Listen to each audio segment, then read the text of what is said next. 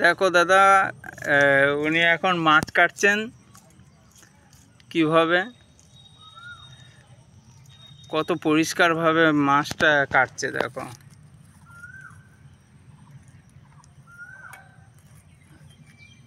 Slip করছে বলছে। এটা আমার খুব পুরনো বন্ধু। এই বাহ, একটু ভালো করে দেখে নিন কি করে কাটতে হয়। মাথাটা কেটে নিল, ও নাড়ি ভুড়িগুলো বার করে নিল, একটা সাইডে রেখে দিল।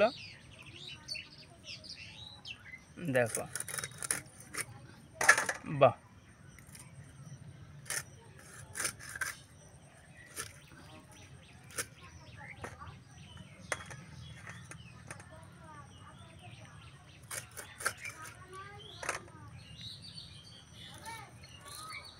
এখানে বোধহয় আরও দুটো পিস বার হবে।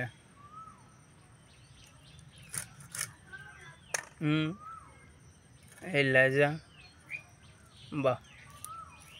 তার মানে একটা মাছ থেকে এখানে 4 পিস, আর একটা লেজা 5, আর এই মাথাটা আছে 6 পিস। বাহ, 6 পিস একটা মাছ থেকে বার হয়ে গেল। প্লিজ কমেন্ট করবেন কেমন কাটলো।